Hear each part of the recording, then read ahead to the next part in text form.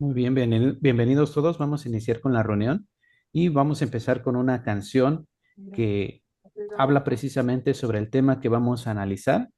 Espero que les guste, así que vamos a iniciar. Mientras empieza la melodía, vamos a esperar quienes se van uniendo y el hermano Jacinto nos va a introducir con una oración.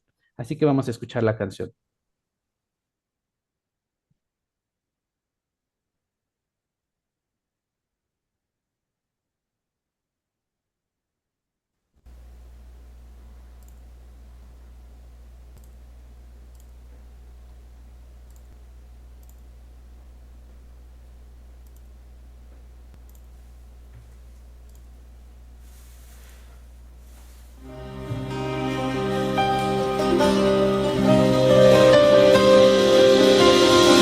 לבקש החסד, לבקש רחמים, מסירה כל מעמסה,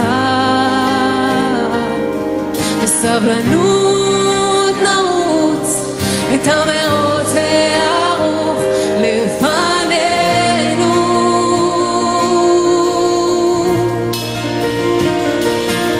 בהביטנו אל ישוע מכונן האמונה ומשלימה, אשר בעד השמחה סבל את הצער ובז לחרפה.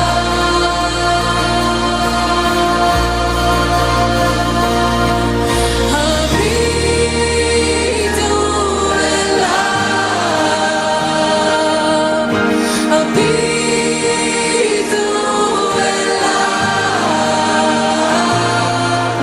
הביטו אליו, זה האלוהים, זה האלוהים.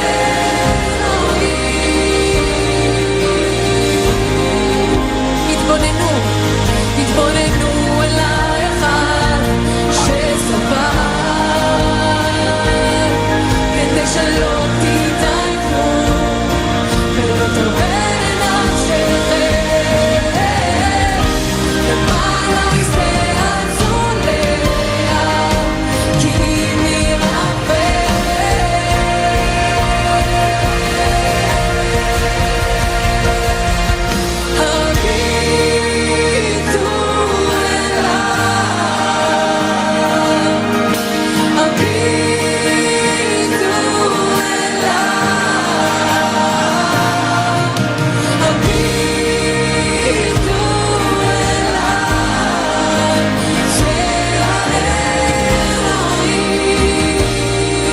הביטו אליו, הביטו אליו, הביטו אליו, זה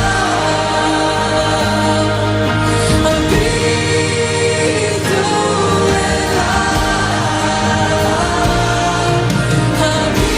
אליו,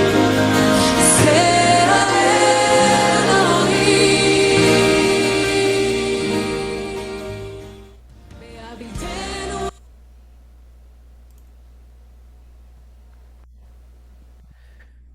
Bien, muchas gracias por la canción. Vamos a orar juntos.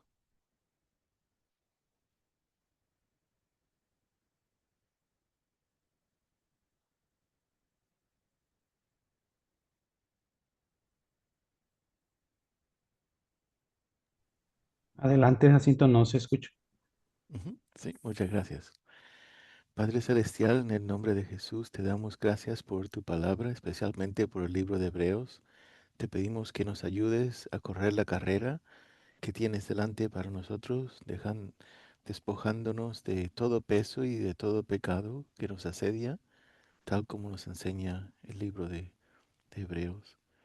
Te suplicamos que fijemos nuestros ojos en Jesús, el autor y consumador de nuestra fe, quien sufrió la cruz por el gozo de que fue puesto delante él, que su ejemplo de perseverancia nos motive a soportar las dificultades, sabiendo que la disciplina del Señor es una señal de su amor y nos forma parte de su familia.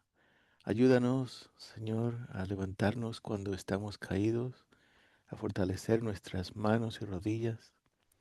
Te pedimos, nuestro Padre, que ninguna raíz de amargura ni ningún estorbo nos guíe, sino que tu gracia nos guíe, nos sostenga para el futuro. Y te damos gracias, Señor, por tu Espíritu que nos guíe en este estudio juntos para conocerte mejor y más profundamente. Te damos gracias por medio de Él que haces tú, nuestro Señor Jesús. Amén. Amén.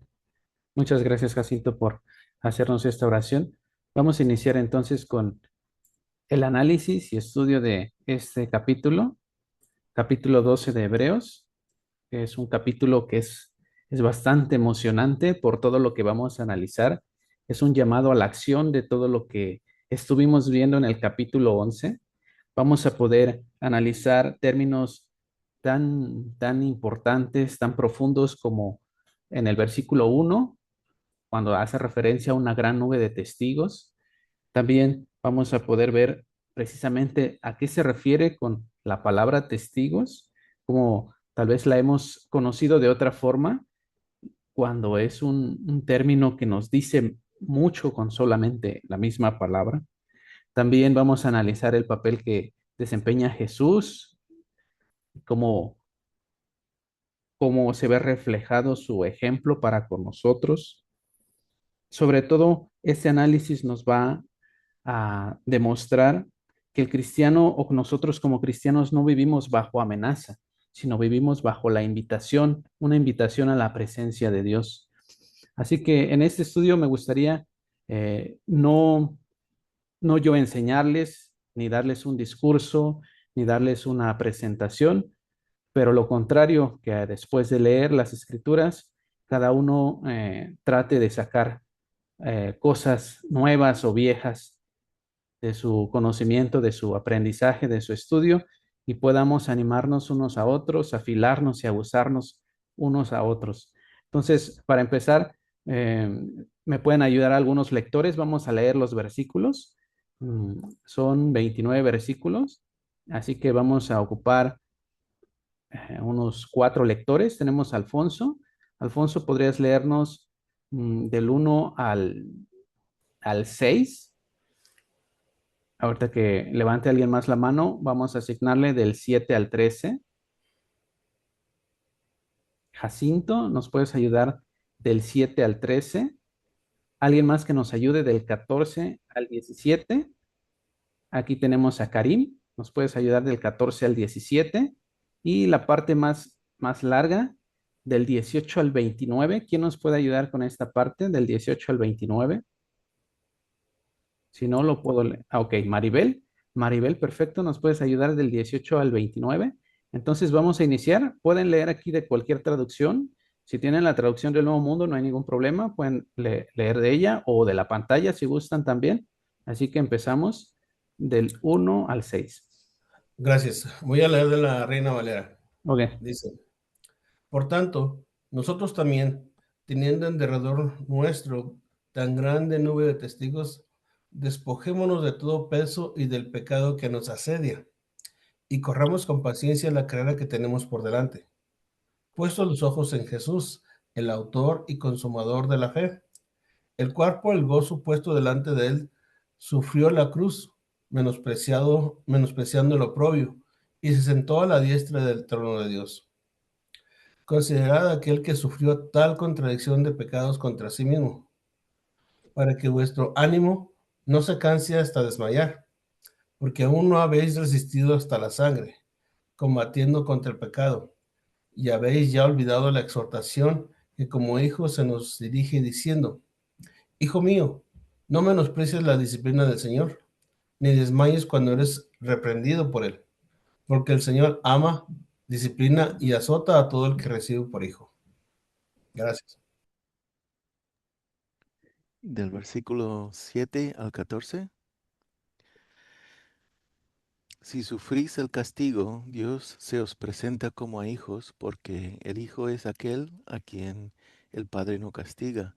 Mas si estáis fuera del castigo, del cual todos han sido hechos, participantes, luego sois bastardos y no hijos. Por otra parte, tuvimos por castigadores a los padres de nuestra carne, y los reverenciamos, porque no obedeceremos mucho mejor al Padre de los espíritus y viviremos.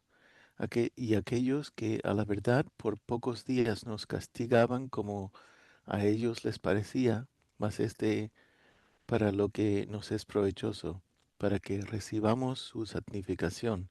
Es verdad que ningún castigo al presente parece ser causa de gozo, sino de tristeza, mas después da fruto apacible de justicia a los que en él son ejercitados. Por lo cual, alzad las manos caídas y las rodillas paralizadas, y haced derechos pasos a vuestros pies, porque lo que es cojo no salga fuera del camino antes de que sea sanado. Seguid a la paz con todos y la santidad, sin la cual nadie verá al Señor. Hasta el 14, ¿verdad? Ok, está bien, hasta el 13. Ahora sí, del Ok. 14 al 17, Karim. All right. So sería buscad la paz con todos y la santidad sin la cual nadie verá al Señor. Mirad bien que nadie deje de alcanzar la gracia de Dios y que ninguna Sí. raíz de amargura brotando cause dificultades y por ella muchos sean contaminados. De que no haya ninguna persona inmoral ni profana como Esaú, que vendió su primogenitura por una comida. Porque sabéis que aún después, cuando quiso heredar la bendición, fue rechazado, pues no halló ocasión para el arrepentimiento, aunque lo buscó con lágrimas. Ok, ahora yo. Sí, adelante. Dice, porque no, es de la Biblia a las Américas. Porque no os habéis acercado a un monte que se puede tocar, ni a fuego ardiente, ni a tinieblas, ni a oscuridad, ni a torbellino, ni a sonido de trompeta, ni a ruido de palabras tal que los oyeron rogaron que no se les hablara más, porque no podían soportar el mandato. Si aún una bestia toca el monte, será apedreada. Tan terrible que era el espectáculo que Moisés dijo, estoy aterrado y temblando. Vosotros, en cambio, os habéis acercado al monte Sión y a la ciudad de Dios vivo, la Jerusalén celestial y a miriadas de ángeles, a la asamblea general e iglesia de los primogénitos que están inscritos en los cielos, y a Dios el juez de todos, y a los espíritus de los justos hechos ya perfectos, y a Jesús el mediador del nuevo pacto, y a la sangre rociada que habla mejor que la sangre de Abel. Mirad que no rechacéis al que habla, porque si aquellos no escaparon cuando rechazaron al que les amonestó sobre la tierra, mucho menos escaparemos nosotros si nos apartamos de aquel que nos amonesta desde el cielo. Si su voz hizo temblar entonces la tierra, pero ahora él ha prometido diciendo, aún una vez más yo haré temblar no solo la tierra, sino también el cielo. Y esta expresión, aún una vez más, indica la remoción de las cosas movibles, como las cosas creadas, a fin de que permanezcan las cosas que son incom- inconmovibles. Por lo cual, puesto que recibimos un reino que es inconmovible, demostraremos gratitud, mediante la cual ofrezcamos a Dios un servicio aceptable con temor y reverencia, porque nuestro Dios es fuego consumidor. Excelente, muy bien. Muchas gracias a todos los lectores por su buena lectura y leímos bastante rápido estos versículos, entonces vamos a analizarlos. Vamos a empezar a analizar desde el versículo 1 en adelante. Si usted quiere ofrecer sus comentarios, en cuanto levante la mano, puede iniciar a comentar. Eh, Vamos a iniciar con el versículo 1. Son bastantes versículos, muy profundos cada uno de ellos, así que si no podemos analizar el capítulo completo, no hay ningún problema, porque Aquí lo importante es que lo entendamos bien. Ok, tenemos a Alfonso y a Simón. Vamos a escuchar sus comentarios. Primero Alfonso y después Simón. Adelante.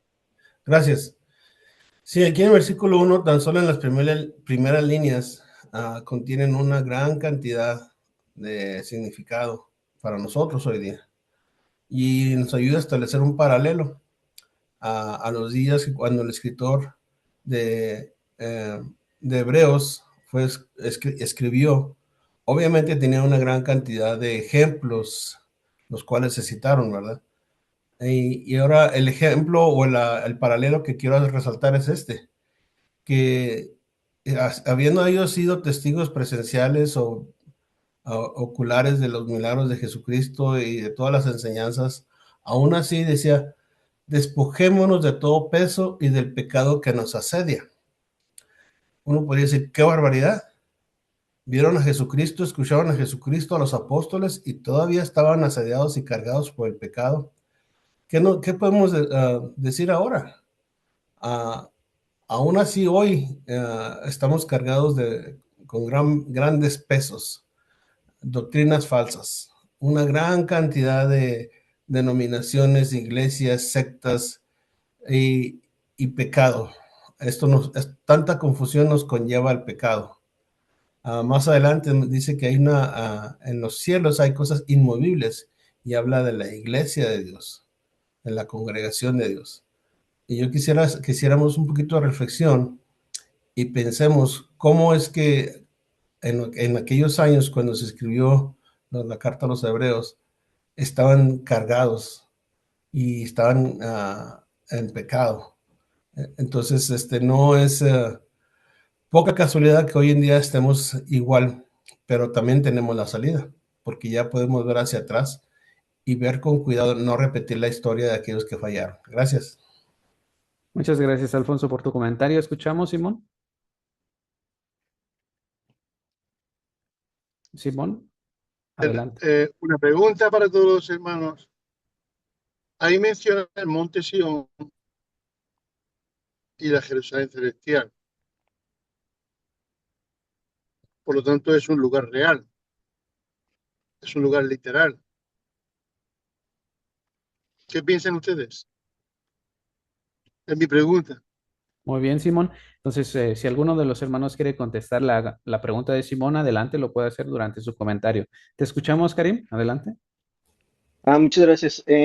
Quiero traer a colación la primer parte, ¿no? Por lo tanto, puesto que tenemos en derredor nuestro tan gran nube de testigos. Analizando lo que sería la palabra nube, esta es la palabra nefos, la cual puede ser utilizada en contexto como sí, eh, una vaporización de agua, también como lo que sería condensación, pero también quiero traer a colación lo que remarca aquí, que también puede ser una aglomeración o una cantidad de gente, o sea, y curiosamente esta misma palabra es la que se utiliza en el contexto del libro de Apocalipsis. Entonces, cuando analizamos las escrituras, tenemos que tener cuidado en estas cuestiones, precisamente de no caer en literalismos donde no los hay, o no tomar en cuenta los simbolismos, ya que cuando el Señor Jesucristo viene con una gran nube o viene entre las nubes, esto se refiere a la cantidad de creyentes. Una de las cosas con las que el cristiano conflictúa mucho es con estas cuestiones. Por ejemplo, si yo menciono la palabra ángel, casi de manera inmediata, de manera automática, la mente, el concepto preestablecido de la mente, nos hace pensar en un ser divino, ¿verdad? Pero la palabra ángel significa simplemente mensajero. O sea, alguien que lleva un mensaje es un ángel. Entonces, tenemos que considerar estas cuestiones porque está interesante cuando empezamos a ver las escrituras por lo que dicen las escrituras y el contexto de las mismas y no lo que nos trataron de someter con las religiones, podemos obviamente llegar a mejores conclusiones con la misma escritura. Gracias. Muchas gracias, Karim. Sí, exactamente. Cuando analizamos los términos, podemos entender el significado correcto de lo que nos tratan de transmitir. De ahí es el término que mencionaste, nefos o nube. Y también lo mismo podemos hacer con el término testigos. Cuando un testigo solamente puede tal vez pensarse que es un espectador, en realidad es alguien que está dando un testimonio y es un testimonio que da por medio de su vida.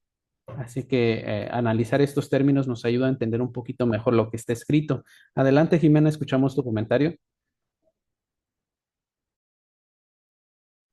Sí, yo quería comentar, aunque ya se ha comentado han hecho comentarios los hermanos muy buenos, el versículo 1, pero dos frases del versículo 1 cuando dice, despojémonos de todo peso, y yo relaciono, lo que dice la Biblia, yo lo relaciono con obstáculos que pueden surgir a lo largo de nuestra vida, que pueden ser un obstáculo para nuestro progreso espiritual. Y la otra palabra, cuando habla del pecado, por ejemplo, sabemos que los judíos, cuando se escribió la carta a los hebreos, pues ellos se negaban a, a aceptar el sacrificio de Jesús como el medio para salvarse, y persistían en seguir practicando o estar atado al sistema levítico, ¿no? Entonces ellos se negaban a cambiar. Juan 16 del 8 al 11 está hablando cómo lo que estaban haciendo era despreciando el valor de su sacrificio, y por lo tanto lo estaban despreciando a él. Hay unas palabras muy bonitas en Efesios 4:22 que dice que en cuanto a la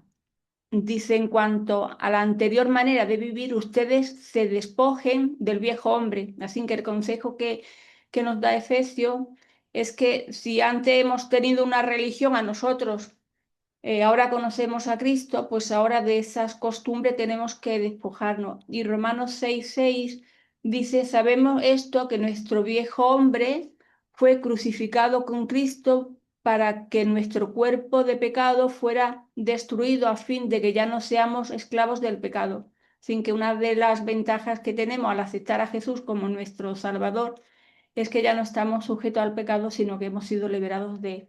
Ese es mi comentario. Muchas gracias, Jimena, qué buen comentario. Y a veces qué difícil es despojarse de todo eso que tenemos cargando y no solamente por un tiempo, ¿no? Sino por muchos años. Adelante, Simón, escuchamos tu comentario y después Alfonso. Pues para apoyar un poquito más lo que dice el Espíritu Santo, en el capítulo 2 de Joel, el versículo 32 dice, y todo aquel que invocare el nombre de Jehová será salvo. Habla de una salvación, ¿no? Sigue diciendo el versículo 32, porque en el monte Sión y en Jerusalén habrá salvación. Son lugares literales, no son simbólicos. Ahí habrá salvación. Dice, como ha dicho Jehová, porque lo ha dicho el Padre. Y entre el remanente al cual él habrá llamado, es decir, todas las personas que son salvas en ese tiempo, la salvación la encuentran en el monte Sión y en la Jerusalén celestial. No es simbólico, es literal, hermano. Ese es mi comentario. Muchas gracias, Simón. Adelante, Alfonso. Sí, volviendo a la pregunta que había hecho Simón, que si es literal o simbólico, yo digo que es literal, pero en el cielo. Es decir, obviamente no quiero ningunear o minimizar el valor o la importancia de la Jerusalén terrenal y del monte Sión terrenal. Sin duda han formado parte y formarán parte clave del plan de Dios. Más sin embargo, queda claro que sí existe una organización de ángeles que no habitan en la tierra, habitan en el cielo. Una sola iglesia, por decirlo así, una sola congregación que está en el cielo, o un solo templo que está en el cielo, una Jerusalén celestial que está en el cielo y un monte Sión que está en el cielo. Aparentemente el cielo está vacío, porque no lo vemos. Vemos los cuerpos celestiales, las estrellas, los cometas y cuanta otra cosa, pero el universo está lleno. De hecho, si exploramos un poquito en la física y vemos el espectro electromagnético de la luz, nos damos cuenta que la fuerza, la energía más poderosa se encuentra donde no hay luz visible. Suena un poquito controversial o imposible de creer, pero en la oscuridad habita Dios y todos los ángeles, porque es donde está la más grande cantidad de fuerza. Así es que por el hecho de que no podamos ver manifestaciones visibles en el cielo, no significa que no existen. Y no es simbólico, es literal, solo que no lo podemos ver. Gracias. Muchas gracias, Alfonso, por tu comentario. Simón, ¿quieres comentar algo más? Sí, por favor. Yo voy a retirar otra vez que no es en el cielo. Si vamos al capítulo 65 de Isaías, todos ustedes lo pueden leer. A partir del versículo 17 del capítulo 65 de Isaías, el Padre dice que está creando a la Jerusalén celestial. Pero si nos vamos un poquito más abajo, en el versículo 21 del capítulo 65 dice, construirán casas y vivirán en ellas. Ustedes pueden leerlo en la escritura, todos ustedes, porque no es para que vean que no es una cosa que yo me invento. Es lo que dice el Espíritu Santo aquí, proféticamente.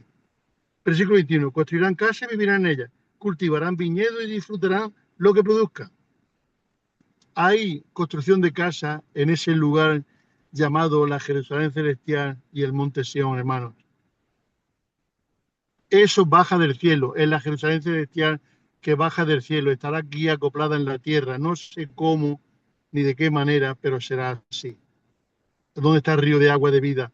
¿Dónde están los árboles que tienen los frutos, que tienen las hojas para curación de las naciones? No es simbólico, es literal. Es lo Muchas que quiero gracias. exponer. Muchas gracias, Simón. Adelante, Brian, tu comentario. Sí, muchas gracias, hermano. Definitivamente este capítulo 12, si bien el capítulo 11 nos explicaba lo que es la fe, el capítulo 12 nos explica cómo se lleva a la práctica la fe. Y algo que llamó y siempre llama mi atención es el versículo 2, cuando se menciona que Jesús es el autor y consumador de la fe. Y eso es interesante porque esto de que Él es el autor me hace pensar en que Él fue el origen de la fe. Es decir, la fe cristiana se centra en Él de una manera distinta. No es que antes de Él no hubiera gente con fe, sino que la fe de Jesús es distinta porque Él logra ejercer una fe completa y eficaz. Y siempre venía a mi mente este pensamiento de que estos ejemplos de la antigüedad siempre, evidentemente, tuvieron fe, pero estaban basadas en promesas específicas que el Padre Celestial les hacía. Pero ahora Jesús es el centro de nuestra fe. Él es el cumplimiento de esas promesas. Y por eso es que es entonces el consumador. Pero la palabra consumador tiene mucho que ver con llevar a la meta. Entonces, en este sentido, Jesús no solo es el pionero, sino que ahora Él es el que lleva esa fe a la meta, a su máximo esplendor en todo el sentido de la palabra. Y eso es lo que lo hace distinto y lo hace centro de nosotros como cristianos. Eso es algo que llama poderosamente mi atención. Y luego, solamente brevemente quisiera referirme a estos versículos, los versículos 22 y 24, o a partir del versículo 18 en realidad. También podríamos darle un enfoque eh, porque más que algo geográfico de lo que el autor de Hebreos está mencionando, evidentemente hay un contraste, no estoy diciendo simbólico, sino espiritual. Porque cuando hablamos del Sinaí, quizás nos referimos a la ley. Y cuando hablamos de Sión, podríamos, ¿por qué no referirnos al nuevo pacto? Porque hay un contraste, porque luego dice el Sinaí, pues era esa oscuridad, esa cosa complicada que había antes. Pero ahora ustedes se han acercado al monte Sión, es decir, algo nuevo, algo que definitivamente está concentrado en el Cristo. Y bueno, ya como los hermanos han mencionado, luego hay que tomar en cuenta contextos de otras partes de la Biblia para poder llegar a una conclusión más fidedigna. Sin embargo, no podemos agregar nada de lo que el Espíritu Santo puso aquí en la Escritura. Simplemente nosotros queremos adaptarnos a lo que el Espíritu ya dijo. Muchísimas gracias. Muchas gracias, Brian, por tu explicación y por explicarnos lo que tiene que ver con el término el autor y el consumador y sobre el contraste que existe entre el monte Sinaí y el monte Sión que se está dando en estos versículos. ¿Escuchamos tu comentario, Alfonso? Muchas gracias. Te agradezco mucho porque quería aclarar un punto aquí. No estoy en desacuerdo ni en pleito o en discordancia con el hermano Simón. Al contrario, Am, creo que no podemos encajonar a Dios en un solo tipo de concepto. Dios no tiene límite. De hecho, en el versículo dice que, al final del versículo 2 dice que Jesús se sentó a la diestra del trono. Obviamente, esto sucedió en el cielo. He escuchado ciertas corrientes o ciertas enseñanzas de los judíos que dicen que los judíos únicamente ellos tienen esperanza celestial, es decir, que vivirán en el cielo. Y que los cristianos, para los cristianos es reservada la esperanza terrenal. Bueno, no creo en eso, no creo en esa enseñanza, pero sí creo que Dios es capaz de tener una acción espiritual, un monte Sión, un templo en los cielos, una Jerusalén, y también en la tierra. ¿Por qué no? Él puede todo.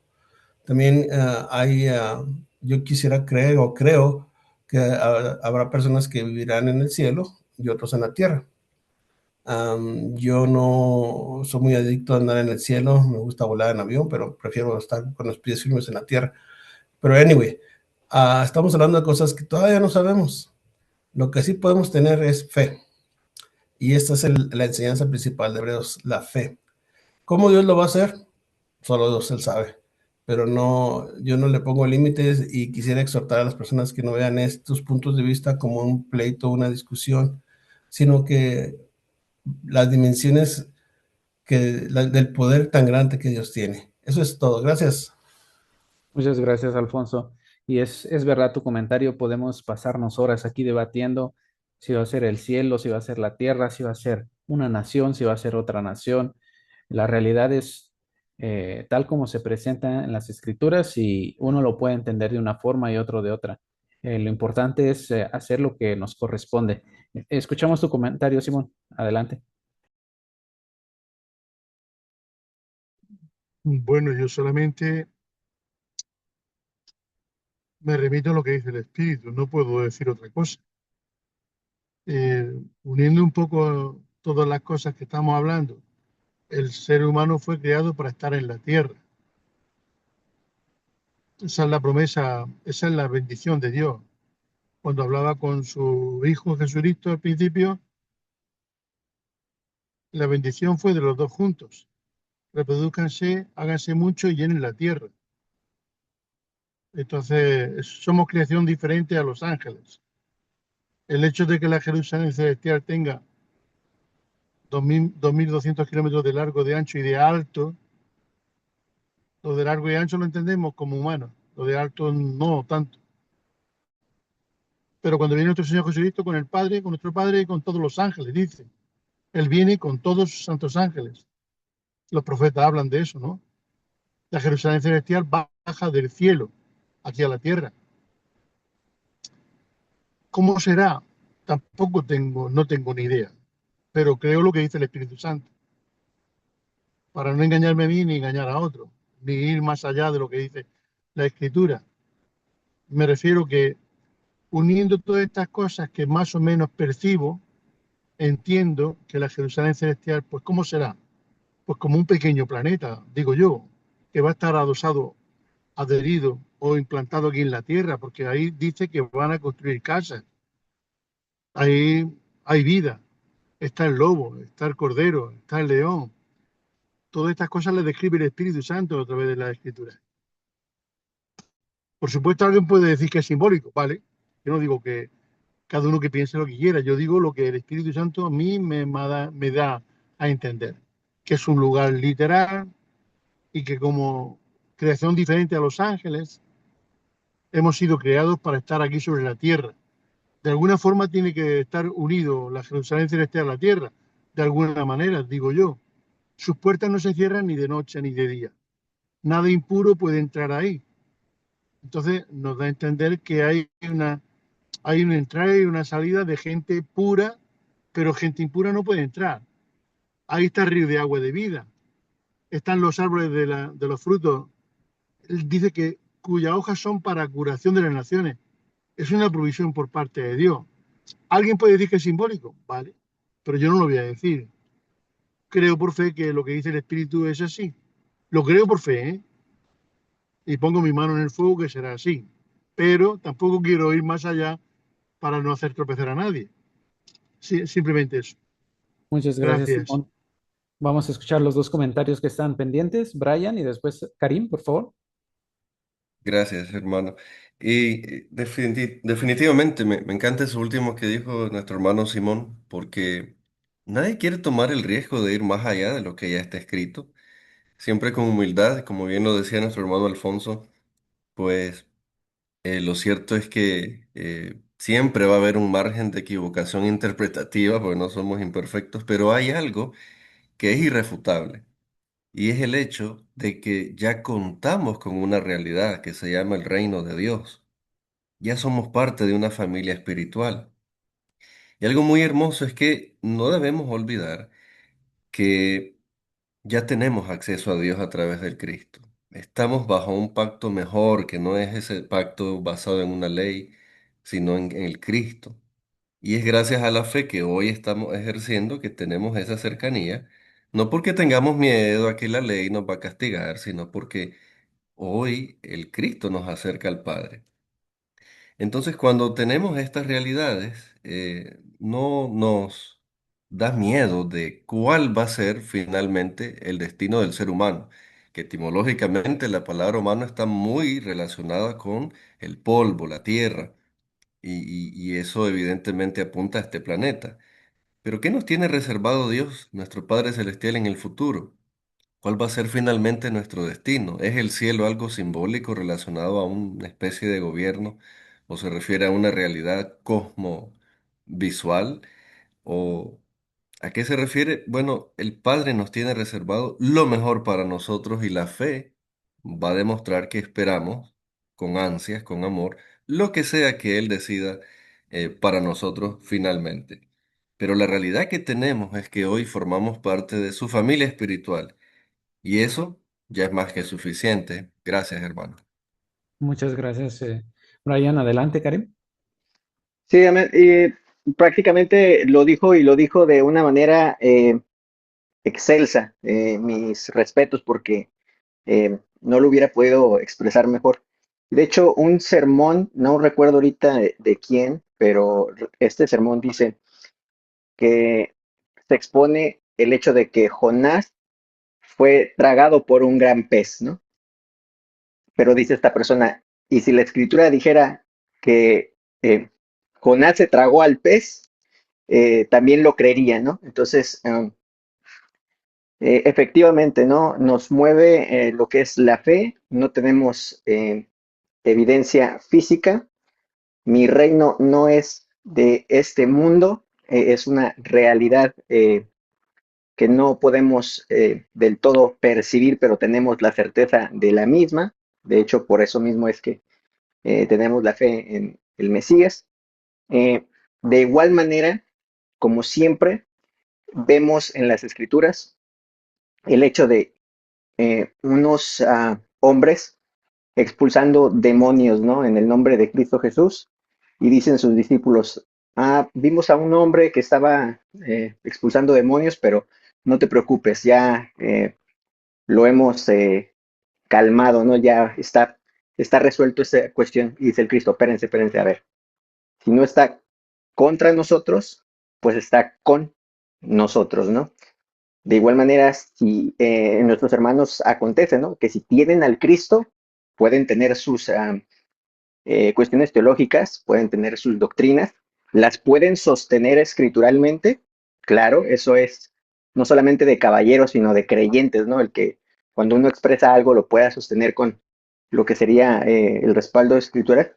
Pero también, mientras tengan al Cristo, mientras tengan al Hijo, tienen la vida, ¿no? Entonces, eh, el cristianismo por 2000 años se ha dedicado a pelear entre sí y no hacer lo propio, ¿no? Entonces, amén. Estoy de acuerdo con eso, ¿no? Quien quiera y así lo desee, saber la postura que uno tiene, bueno, saben a dónde mandar un mensaje, con mucho gusto les atenderé. Muchas gracias, Karim, y es precisamente lo que comentaba, ¿no? Podemos tener muchas visiones sobre lo que dice la palabra, sobre nuestra interpretación o cómo entendemos lo que está escrito. Podemos respaldarlo también con textos, con escritura, pero a final de cuentas lo más importante es que tenemos puestos los ojos en el autor y consumador de la fe, que es lo más importante. Te escuchamos, Simón, adelante. Hermano, en hebreo está diciendo, ustedes se han acercado al monte Sión, a la Jerusalén celestial, ¿no? La Escritura dice que cuando viene nuestro Señor Jesucristo, viene con todos sus santos ángeles, envía a sus ángeles y recoge a todos sus escogidos de la tierra. El apóstol Pablo hace mención de que tanto los resucitados en la primera resurrección como los que estamos vivos, que seremos transformados, nos reuniremos con nuestro Señor ahí en el aire. Lo recuerdan todos ustedes, ¿no? Ahí en el aire. Si unimos Joel, lo que dice el capítulo 2, el versículo 32, cuando dice que habrá salvación en el monte Sión y en la Jerusalén a todos los que Dios habrá llamado para salvación, eh, para mí es muy claro y muy sencillo. Seremos llevados a esa Jerusalén celestial que baja del cielo, en la cual plantamos, hacemos casa y todas esas cosas. Por Ok, supuesto, yo entiendo que esa Jerusalén celestial tiene que ser adherida o implantada en la tierra en un momento determinado, al principio, después o cuando sea, porque la tierra tiene que llegar a ser un paraíso y la tierra está prometida para todas las personas, como dice ok. el Salmo, dicen Ok, todos. Simón. Mira, te voy a comentar esto. Los comentarios que han dado los demás hermanos, como por ejemplo Brian, el comentario también que dio Karim, comentaron precisamente que podemos tener muchas posturas, un entendimiento distinto, pero el hecho de que uno eh, comente en repetidas ocasiones el mismo punto, transmite la idea de que quieres convencer a la audiencia de tu punto. Y nosotros respetamos el entendimiento y la interpretación de cada uno. Y al final de cuentas, en algún momento, cada uno de nosotros vamos a entender o se nos va a revelar las cosas tal como son.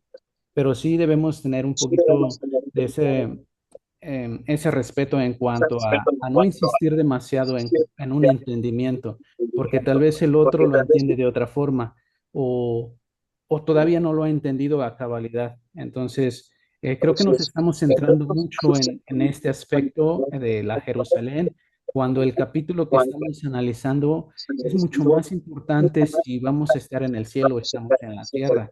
Es importante centrarnos más no en el premio, sino centrarnos en Jesucristo, en lo que tenemos que hacer nosotros como hijos.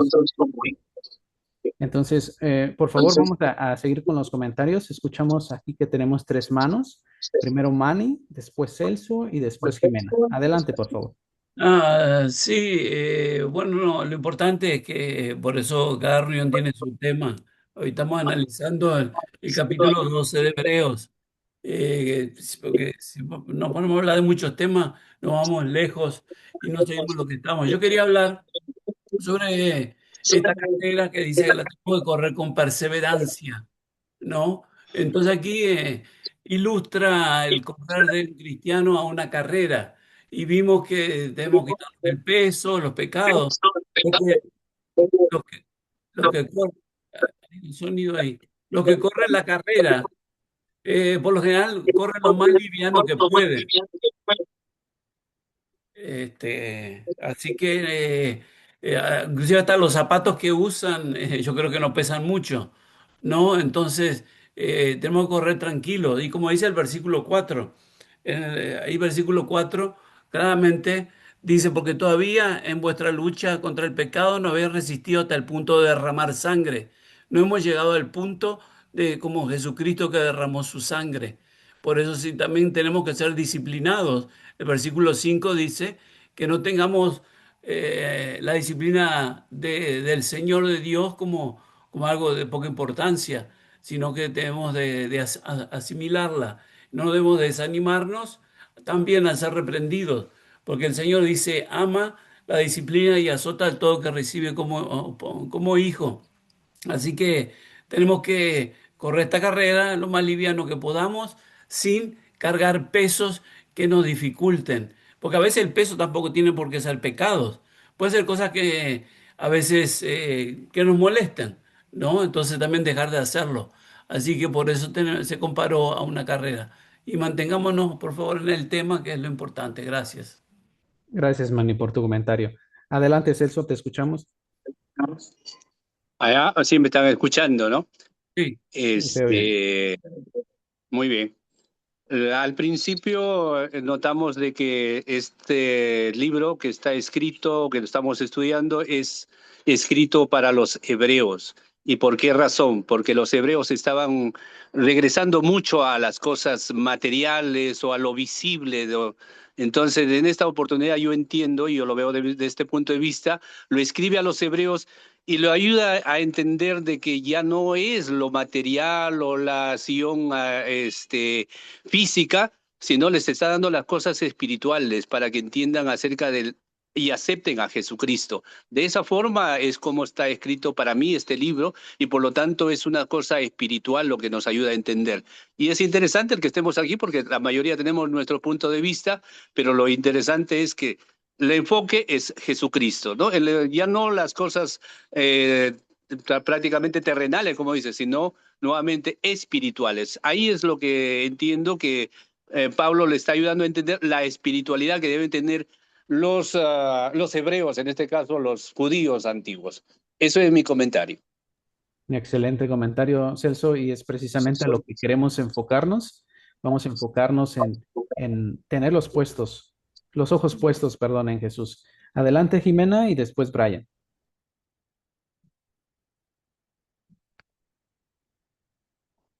Yo voy a saltar al versículo 11, que es el que estuve buscando información porque me gustó. En mi Biblia, la Biblia de las Américas, dice al presente ninguna disciplina parece ser causa de gozo, sino de tristeza. Sin embargo, los que han sido ejercitados por medio de ella después dan fruto pacífico, a saber, justicia.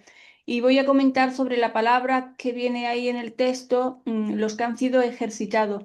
Esa misma palabra, ejercitado, también está en Hebreos 5:14, y habla de la práctica de estar ejercitado en el sentido de discernir el bien del mal, y también en el sentido de que ese discernimiento, esa ejercitación, lo que hace es que produce madurez, según dice Hebreos 5, sí, ay, que me pierdo, pero un momentito, que me he ido, 5:14. Entonces, esa madurez viene cuando la persona em, acepta al Cristo y discierne a través de la Biblia, llegamos a discernir lo que está bien y lo que está mal. De hecho, segunda de Timoteo, creo que es el 3, 16 y 17, dice que toda escritura es inspirada de Dios y que es útil para enseñar, para reprender, para corregir, para instruir en la justicia, a fin de que el hombre de Dios sea apto y equipado para toda buena obra. Así que cuando la Biblia habla en Hebreos 12, 11, de estar ejercitado, lo que está diciendo es que a través de la Biblia, a través del estudio y de la Biblia, nos acercamos a Dios, y ese acercamiento nos ayuda a discernir o a distinguir la verdad de la mentira, y eso es importante para todos los cristianos porque cuando distinguimos la verdad de la mentira según lo explica la Biblia, pues eso nos ayuda a que estemos cada día más cerca y más seguros de aquello que creemos. Ese es mi comentario. Muchas gracias, Jimena. ¿Te escuchamos, Brian? Muchísimas gracias, hermano. Y justamente en conexión con lo que nuestra hermana Jimena acaba de mencionar, eh, me concentro en estos versículos del 4 en adelante porque ahí se habla de la disciplina y cuando leía estos versículos, la pregunta que venía a mí es, ¿y cómo nos disciplina el Padre? Es decir, ¿cómo ese Padre tan amoroso me disciplina o nos disciplina a sus hijos? Y obviamente ahí el versículo 4 menciona claramente que en la lucha contra el pecado todavía no hemos resistido y esa expresión me llama mucho la atención hasta derramar su sangre. Y obviamente Dios va a permitir situaciones duras en nuestra vida, pero no es por abandono, no es por rechazo, no es porque no nos ame, sino que Él va a determinar y va a decir, vamos a permitir esta situación en este hijo o hija de mío, no porque no lo quiera, sino porque vamos a formar, como si de un barro se tratara, algo hermoso y bello, que refleje mi carácter, que refleje su fe en mí, que depende de mí. Entonces ahí donde uno dice, bueno, entonces el padre disciplina para formar hijos, no para condenar hijos. Y eso es muy hermoso porque si no existiera este tipo de disciplina, la palabra disciplina viene de hacer un discípulo es alguien que aprende. Y entonces es gracias a esas circunstancias que nuestro carácter se forma, que nuestra fe se fortalece y nos permite dar un testimonio a otras personas mediante el cómo reaccionamos ante las situaciones que Dios permite en nuestra vida. ¿Duele la disciplina? Sí, creo que todos nosotros somos conscientes de eso, pero cuando ya salimos de ese proceso, como si de una harina que pasa por el horno y luego sale como un hermoso y delicioso pan, así podríamos compararnos nosotros, luego nos sentimos agradecidos y decimos, en lugar de preguntarnos, ¿por qué me pasó esto? Y reclamar. Entonces uno se pregunta, ¿qué está formando Dios en mí a través de esa situación que Él permite que me pase? Y eso es muy hermoso porque al final, y para finalizar mi comentario, pues puedo decir que la disciplina del Padre Celestial no busca quebrarnos, no busca humillarnos en el sentido negativo o peyorativo de la expresión, sino formarnos, hacernos un hijo maduro como el Cristo logró ser un hijo pleno en el sentido de la palabra hijo y lejos, o más bien en lugar de esta situación, alejarnos de Dios, el resultado más hermoso que podemos concluir es que finalmente esa disciplina nos acerca más a Él.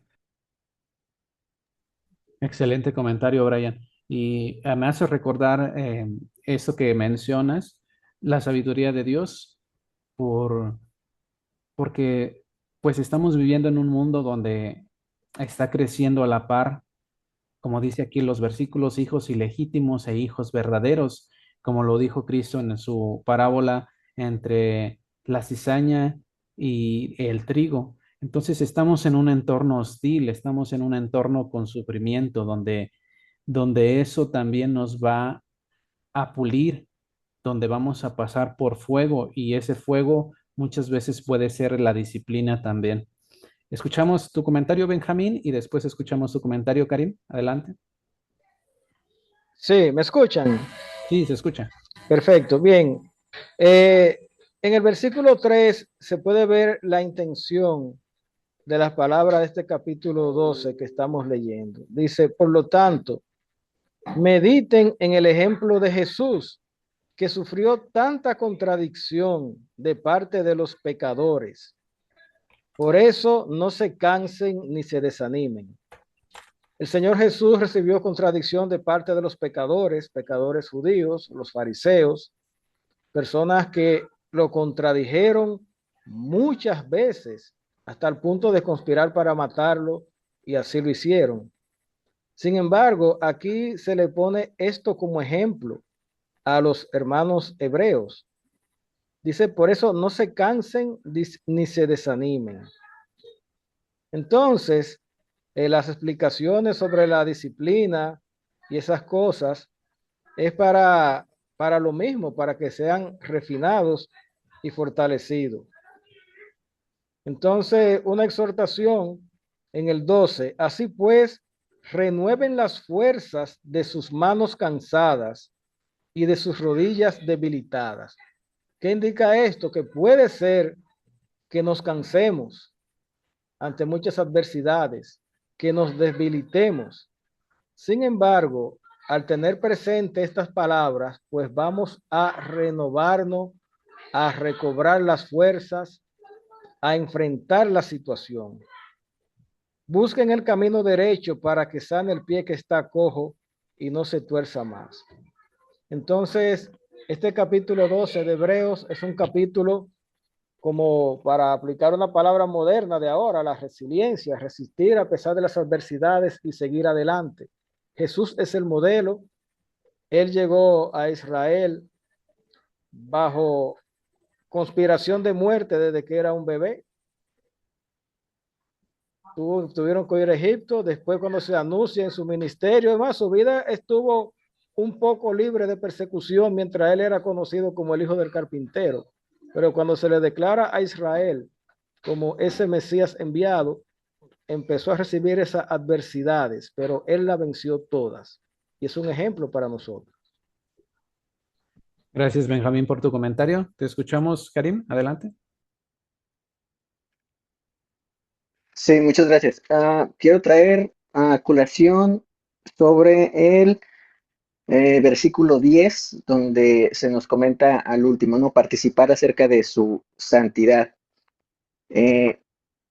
Con respecto a la palabra santidad, que también es una palabra especial, ¿no? Que todas las religiones de una manera u otra la utilizan a veces como comodín, a veces como un anzuelo, a veces como un muro y a veces también como una carga, ¿no? La palabra santidad en sus diferentes etimologías del latín sanctitas, que significa cualidad de santo, o sea, de sanctus, eh, pero también menciona el hecho de estar consagrado, separado o reservado para un fin en específico, del hebreo kadosh, que significa estar apartado o separado de lo común o de lo profano. Vemos esto que los instrumentos que eran santos tenían una utilidad en especial, un propósito en sí, por el cual se debían de utilizar así. Y del griego agios, que dice, implica la separación, la pureza y la diferencia entre el estado espiritual y el estado del mundo. Pero me llama la atención que muy pocas fuentes brindan otras definiciones, que es estar en paz. También santo significa ser saludable, o sea, gozar de buena salud. Y sobre todo, ser santo significa también ser feliz. Esto es una de esas palabras que estaban debajo de la manga, que a veces no las conocíamos y que sin embargo tienen mucho impacto, porque muchas veces entre las cuestiones que somos muy dados a seguir en la religiosidad, lo que menos somos es feliz, ¿no? Entonces no estamos siendo santos. Cuando uno es feliz, está siendo santo. Un excelente comentario, Karim. Veo tu mano levantada, Benjamín, todavía. ¿Quieres comentar o quedó levantada de la vez anterior? No, creo que sí quedó levantada de la vez anterior. Bueno, entonces hemos analizado estos versículos del capítulo 12. No sé si consideran ustedes que todavía hay mucha información que podamos hablar sobre esto. No tocamos los versículos del 14 al 17 y gran parte de la reunión se estuvo centrando un poco en lo que era, lo que tenía que ver con la Jerusalén. Entonces, no sé si consideran ustedes que para la próxima reunión podamos examinar algunos puntos más de este capítulo. Adelante, Manny. Sí, yo creo que es lo mejor. Como dijiste al principio, es mejor que vayamos lento y aprendiendo mucho. Así que vamos a seguir en este capítulo para continuar. De acuerdo, muy bien. Karim, ¿querías comentar algo? No, no, no, un error de dedo. Sorry. Ah, ok, muy bien. De acuerdo. Entonces, vamos a concluir la reunión aquí. Yo sé que si pudiéramos estar aquí todo el día, estaríamos todo el día. Algunos se tenido que retirar y justo ahora son las 9:05, empezamos 8:05, así que me gustaría que concluyamos aquí. Jacinto, ¿me podrías ayudar a compartir la canción que me comentas? Que justo tiene el título puesto Los ojos en Jesús y que es en lo que me gustaría que centráramos nuestra atención. Al finalizar la canción, ¿alguien está disponible para hacer la oración de conclusión? Adelante, Brian, y también Karim, si los dos quieren orar, adelante, por favor. Cuando estés listo, Jacinto.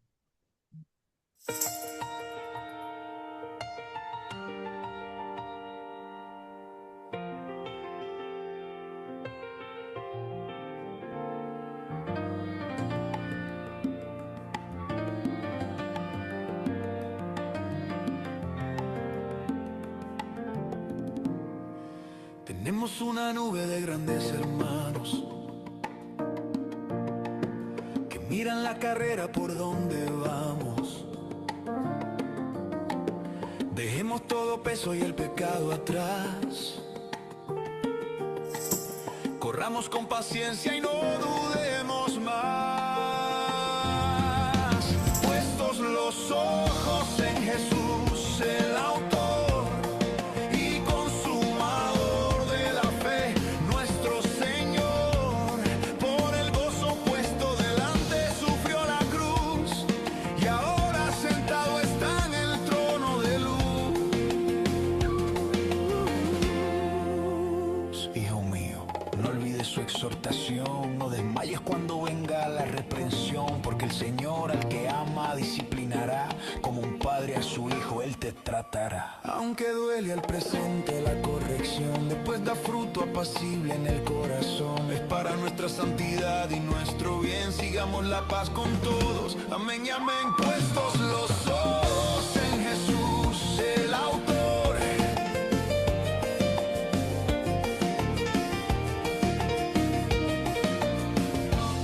No llegamos al monte que ardía en fuego, donde había oscuridad, temblor y miedo, sino al monte de Sión, ciudad del Dios vivo, a un reino inconmovible que yo recibo. Lo creado inmovible temblará al final, pero lo que no se mueve va a quedar. Tengamos gratitud y sirvamos con temor, porque fuego consumidor es el Señor. Puestos los ojos en Jesús, el autor y consumador de la fe, nuestro Señor. Por el gozo puesto delante sufrió la cruz y ahora sentado está en el trono de luz. Corre tu carrera, puestos los ojos en Él, puestos los ojos en Él. Corre tu carrera.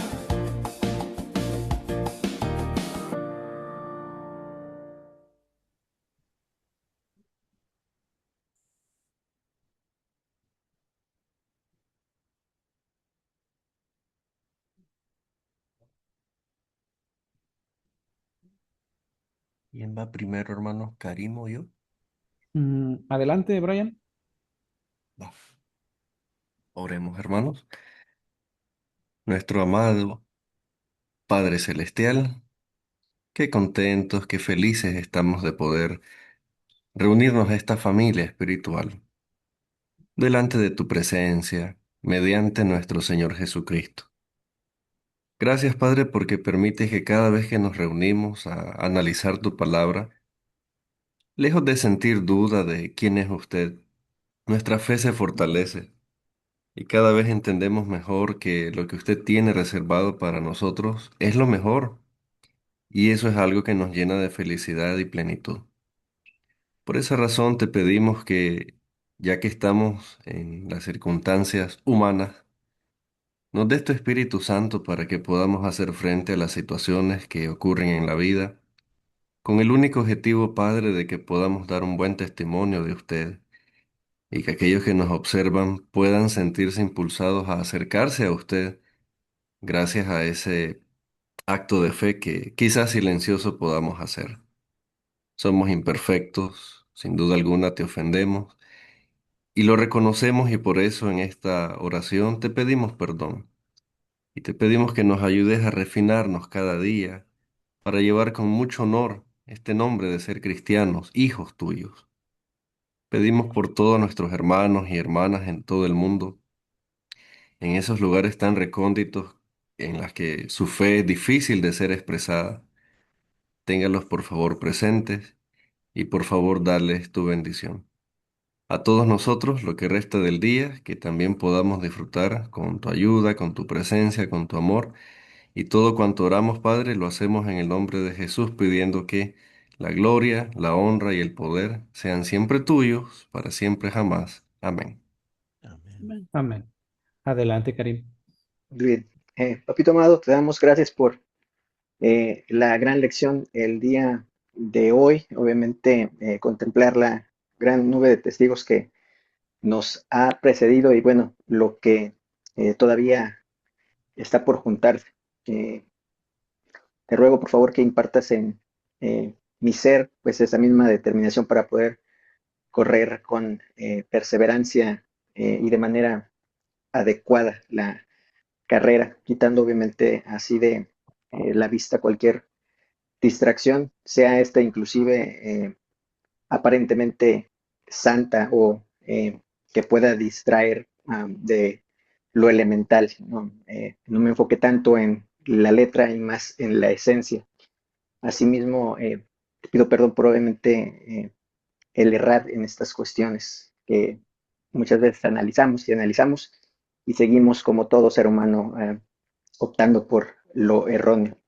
Eh, por lo tanto, es necesario dejar la mirada, como bien recomienda la lección en el autor y consumador de la fe, Cristo Jesús. Ayúdame entonces a seguir trabajando mi ser para hacer que este sacrificio no sea un sacrificio hostil, sino más bien uno que te brinde honra. Acepto con humildad la disciplina paternal y obviamente esto es porque nos amas, nos recibes como tus hijos y esto, como bien se mencionó, tanto en la canción, en los comentarios, en la oración de mi hermanito, esto es para poder forjar nuestro carácter. Por favor, que esto sea así para que podamos entonces participar de tu santidad, aunque el proceso hoy pueda ser doloroso, eh, pues tenemos la confianza plena de que a su tiempo adecuado brindará fruto.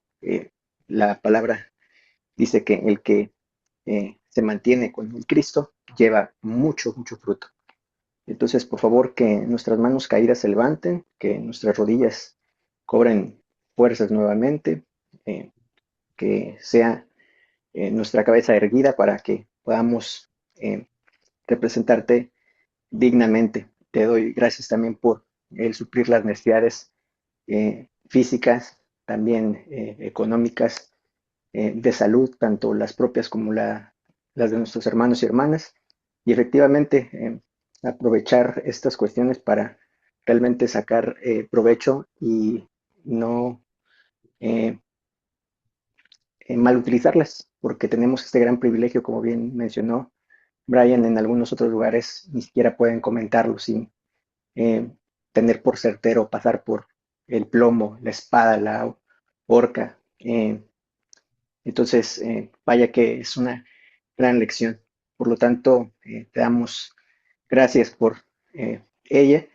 Y bueno, no hemos sido llamados a un monte de terror, sino nos ha acercado al monte Sión, la ciudad del Dios vivo, con la cual, por la sangre del Cordero, podemos ahora tener esta paz, esta santidad, esta plenitud contigo, papito. Entonces, esta oración la hago llegar En el nombre de Cristo Jesús. Amén y amén. Amén. Te dejo, perdón, te dejo el anfitrión, Manny. Ok, gracias.